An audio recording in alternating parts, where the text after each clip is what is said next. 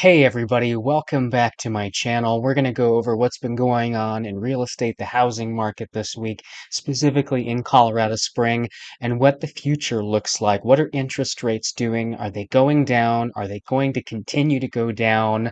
Or is this just a fluke? Let's jump in. First thing I'm going to show you is the 7-day market watch here in Colorado Springs. So in the last 7 days, we have had 158 new listings. That's not more or less than what we have been having for the last recent amount of time.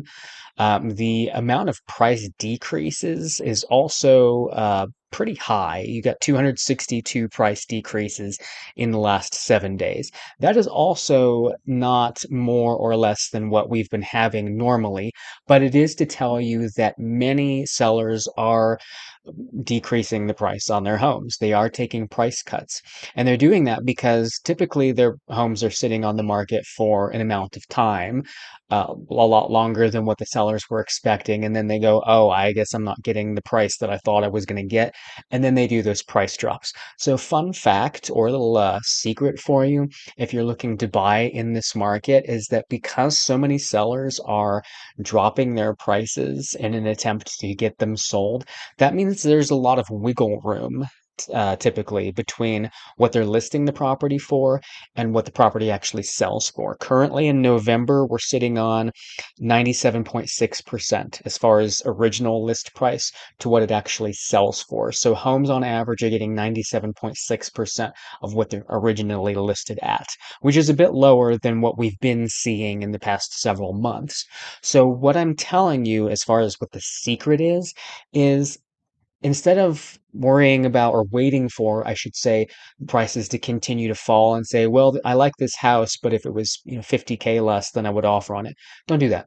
What you should do is ask the seller for a seller concession. Write your offer and even, write it at whatever you want. But ask for 10K, 20K, even perhaps more in seller concessions. Now, what that's going to do for you and what you're going to ask for specifically is you're not likely going to have that much in money that you're going to have to pay out for your closing costs. So what you're going to want to do is ask for the 10,000, 20,000 or more in seller concessions to go toward buying your mortgage interest rate down. So right now, I'm going to show you shortly, mortgage interest rates are currently sitting in between 7.4, 7.5-ish. So if you're going to do a 2-1 buy down, let's say. So for the first year of your mortgage, it's going to be 2% less than what it's going to be for the rest of the time that you have it. For the second year, it's going to be 1 percentage point lower than the rest of the time that you have it. That's what a 2-1 buy down rate is. So if you say, hey, seller, I'm going to offer 400K on your house, but I'd like $20,000 in seller concessions, what that's going, and I want you to buy down my rate. So what they're going to work with your lender, and your 7.5 interest rate is now going to drop to a 5.5% interest rate for that first year. For the second year, it's going to be 1% lower than the market. So it's going to be a 6.5% rate the next year. And then the third year on, it's going to be the normal rate, the 7.5 for the rest of the year, or whatever you negotiate, right? So in that time, you have the option to refinance. So if the interest rates do drop dramatically in the next year or two, you've already got that lower interest rate. You can just refinance into that lower interest rate. Meanwhile, you've bought the home that you wanted now instead of waiting for maybe the interest rates drop. Because guess what? When the interest rates drop, what's going to happen is that you're going to have a bunch of buyers who've been would-be buyers who were sitting on the sidelines who come into the market now and go, oh, the interest rates dropped, or the home prices have dropped sufficiently. And now all of a sudden you've got all this extra competition from all these other would-be buyers, and that's going to drive the prices right back up. That's not a great situation to be in. So if you are in a situation to buy at a lower interest rate, do that instead, where you just do the seller concessions, ask for the seller to pay down your rate so that you get a lower monthly payment now and you can refinance if the rates go down. And if they don't, then you've at least got the 2-1 buy down rate or whatever, 3-2-1, whatever it was that you did. But that is potentially an option for you. So look into that. Ask me for more info if you'd like to know more about that. If you're liking this video, please click the like button and hit the subscribe button and the bell to stay in touch with future videos that I do on the housing market here in Colorado Springs. Right now, we've got 1,676 active properties on the market in Colorado Springs right now. That's not a whole lot more than what we've had over the past several months. It's nothing crazy. It's still a low inventory market. We have got 705 under contract properties right now. And again, that is not a huge difference from this last month to this month. This is the average and median sales prices from the beginning of 2022 all the way to the present. So screenshot this, pause this if you want to look at this in more detail. I'm going to sit on the screen for a while, for a minute, just to look at this. The current average sales price in Colorado Springs is $519,016. The median sales price is $450,000. Now, granted, we are almost halfway through the month of November, so those numbers for November are going to fluctuate. They may drop from where they're at. So I'm not necessarily counting on these numbers for the current month that we're in.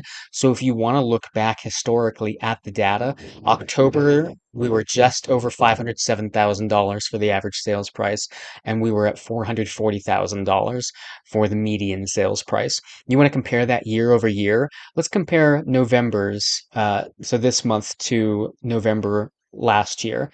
So we're at just over 519,000 average sales price versus November of last year, we were at $480,000, just over, for the average sales price. Compare the median sales price today, 450K, to November of last year at 425K, just over. So we're a little bit higher than what we were last year. What's fascinating to me is that year over year, prices are actually higher than what they were last year. Now, let's look at this in chart form, and you're going to see again something very similar is that the home prices hit a peak in the summer, as they do, and they hit their low points in winter, as they do, but it actually hasn't changed that much from 2022 to 2023. Now let's pull it back a few more years and go to from beginning of 2020 all the way up to now. You can see there's clearly been an increase in home prices from over the past 3 years. And we've hit what I'm seeing as a stagnant point from 2022 on is that you had highs and lows, but overall, long term prices have not really gone up or down. They've just kind of been wavering. And if we want to pull this back even further, let's go all the way back to, we've got data all the way to 2014. You can see historically, we've been increasing. You see those ups and downs? Those are all summer and winter. But long term, home prices have been appreciating up until you get to 2022. And now you see much bigger wavelengths, but overall, we're not seeing a whole lot of increase or decreases in home prices. Now, you tell me, I am not the economy expert. I'm not the stock expert. I can't tell you what this means for the future. I can try to predict, but my crystal ball broke a long time ago, so I'm working on. So, what we're looking at is potentially this could be the start of home prices coming down as we are having these fears of an upcoming recession, but I can't say that for sure. We've had 217 property sales for the month of November so far. That's not a lot. And for October, we ended the month at 607 property sales. So you can pause this if you want to look at it too. But compare year over year, November of 2022, we had a total of 685 sales, and October of 2022, we had a total of 840 sales. So we are lower this year. And if you want to look at the entire chart over the past, this year and last year, we are at a lower number of sales than we were last year. This chart, this is the same information, it's just in graph form. So the green line is the number of active listings, again, from beginning of January 2022 on, and the blue line is the total number of sales. So you can see the active listings shot up during the summer of 2022, came down for the winter, shot up again for this year, but not quite as high. The number of listings has not been as high as it was last year. We've had a little bit less. The number of sales, meanwhile, has also decreased. You still had a little high point, which was earlier in the year. The highest number of sales was June, May of 2022. And then you came down for the winter time. Then you came back up, but it still wasn't enough. What we had as far as our high point for sales for 2023, again, that May, June timeframe, but that was still comparatively, this number of sales was about what we had for September and August in 2022. As sales were coming down in 2022 in that August September timeframe, that was our high point this year. So number of sales wise has also been dropping. This one's a really fun chart because this is going to tell you the months of inventory that we've had. And again, I mean, I can look at further information back, but I like to have this year and last year just to look at right away to compare a lot of things. So I'm not going to pay attention to the months of inventory for November for this year because that number varies wildly and is way high and inaccurate until that number really doesn't mean anything until you finish out the month, and then that number becomes accurate. So I'm going to go off of October, the previous month, where we were at 3.6 months of home inventory. And so for a reference, 4 to 6 months is what most agents and people in the industry are considering a balanced market between buyers and sellers. Historically, that's what we have been taught. That's what we've told people. When you have 4 to 6 months of home inventory, there's enough for people to choose from.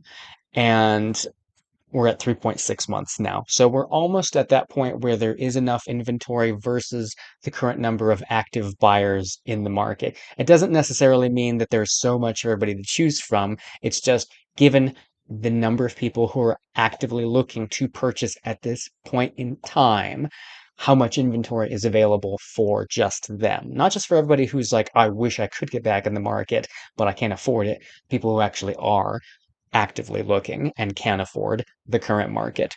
And right now, and again, this month is early, so this number is going to change. Remember that 97.6% I was telling you? The original price to final closed price sale properties are getting in November 97.6% of what they were originally listed at.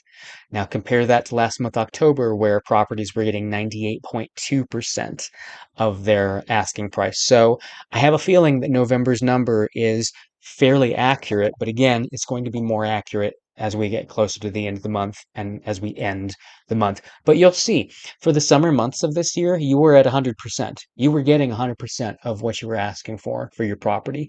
And since August, that has started to drop a bit. And so what that means is that a lot of sellers are chasing the market, which means that they listed their property at a price that was too high for most buyers. They weren't willing to pay that amount. And so sellers now have to chase the market. They have to drop their home price in order to meet the expectation of what available buyers are willing to pay. And that's not a great space to be in. You do not want to chase the market. It is a much better strategy to price your property appropriately from the get-go. And what is happening in this market is that move-in homes, those sell. Those go quick. If your home has no deferred maintenance, you've taken care of it.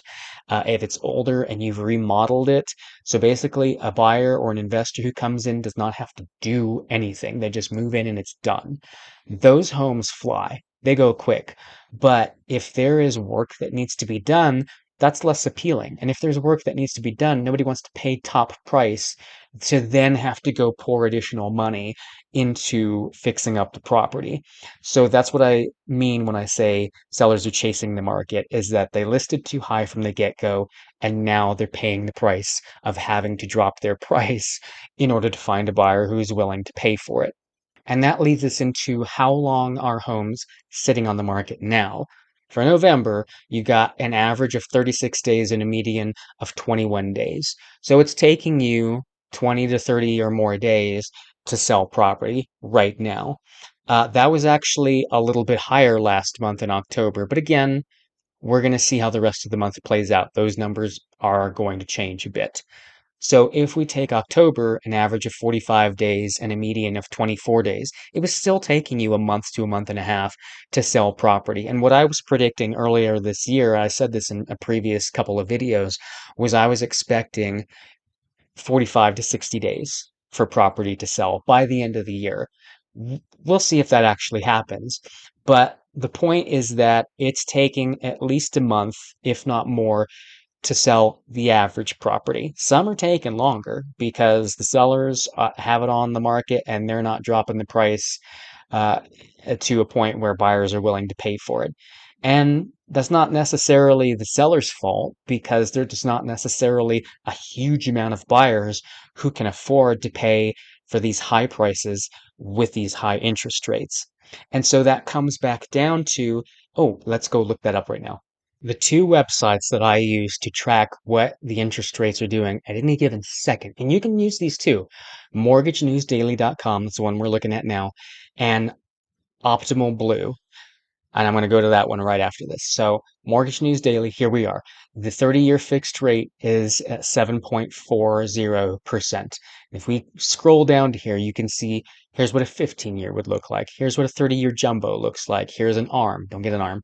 Here's an FHA. Here's a VA. Those are a little bit lower at this point. And if you switch over to Optimal Blue, you've got something similar. A 30-year conforming loan is 7.534%. And you can see here's what it's going to look like for that 15-year, for that jumbo, and for that FHA. And then the FHA here, they're saying is at 7.33%. Come back to Mortgage News Daily, and it says it's at 6.74%. It's really going to depend on the lender that you talk to and the rates that they're willing to provide you. Most lenders are going to be, from my experience, very, very similar in terms of what the interest rate is. It just it fluctuates depending on who's reporting it and where they're reporting it from. This article comes from AP News and says surge in interest rates and a cloudier economic picture to keep Federal Reserve on sidelines. So the Fed is saying, I don't think we need to do any more rate hikes at the moment. It seems that we are getting closer to hitting our target 2% or lower inflation, but they're not quite ready to do rate cuts. They've increased the rate percentages, which in turn has caused the banks to increase their rate percentages, and the banks still fear a recession. So the spread between what the Fed is charging the banks and what the banks are charging you is twice as high as what it normally is because the banks want that risk mitigation. And so until the banks are convinced that there will not be a recession, that spread is going to remain wider.